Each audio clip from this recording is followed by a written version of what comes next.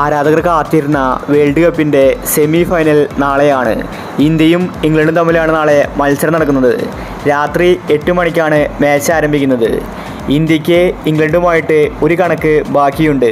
2022 T20 world കപ്പിൽ semi ഫൈനലിലാണ് India ഇംഗ്ലണ്ടുമായിട്ട് തോറ്റിട്ടുണ്ടായിരുന്നത്.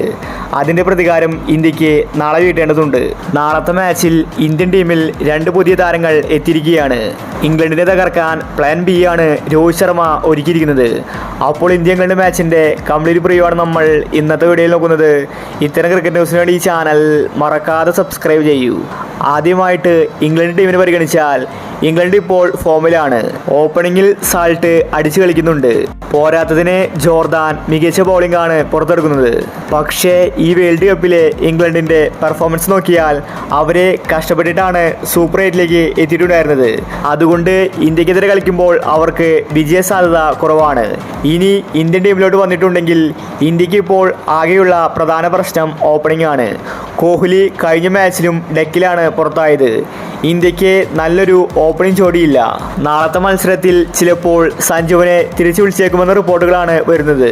ബൗളിങ്ങിലും മാറ്റം വരുന്നുണ്ട്. ചഹലിനെ ബൗളിങ്ങിൽ കളിപ്പിച്ചേക്കുമെന്നാണ് അറിയാൻ സാധിക്കുന്നത്. ജഡേജയ്ക്ക് റെസ്റ്റ് കൊടുക്കുകയാണ്. ജഡേജ ബാറ്റിങ്ങിലും ബൗളിങ്ങിലും ഫ്ലോപ്പാണ്.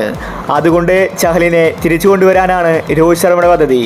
ചഹൽ വന്നാൽ അത് ഇന്ത്യക്ക് ബൗളിങ്ങിൽ കൂടുതൽ ഗുണകരമായേക്കും. നാളത്തെ സെമി ഫൈനലിൽ രോഹിത് ശർമ്മയും ചഹലും വന്നാൽ അത് ഇന്ത്യക്ക് കൂടുതൽ മുതൽക്കൂട്ടാണ്. അപ്പോൾ നാളത്തെ മാച്ചിനുള്ള ഇന്ത്യയുടെ പ്ലേയിങ്ങിൽ നോക്കാം. രോഹിത് ശർമ്മ, ജയ്സ്വാൾ, ഋഷഭ് പന്ത്, സൂര്യ, ഹാർദിക് പാണ്ഡ്യ, സഞ്ജു സാംസൺ, അക്സർ പട്ടേൽ, യുസ്വേന്ദ്ര ചഹൽ, കുൽദീപ് യാദവ്, ഹർഷദീപ് സിംഗ്, ബുംറ. അപ്പോൾ നാളത്തെ മാച്ചിൽ ഇന്ത്യ ജയിക്കുമോ ഇംഗ്ലണ്ട് ജയിക്കുമോ? നിങ്ങളുടെ അഭിപ്രായങ്ങൾ താഴെ കമൻറ്റ് ചെയ്യുക. ഇത്തരം ക്രിക്കറ്റ് ന്യൂസിന് വേണ്ടി ഈ ചാനൽ മറക്കാതെ സബ്സ്ക്രൈബ് ചെയ്യൂ.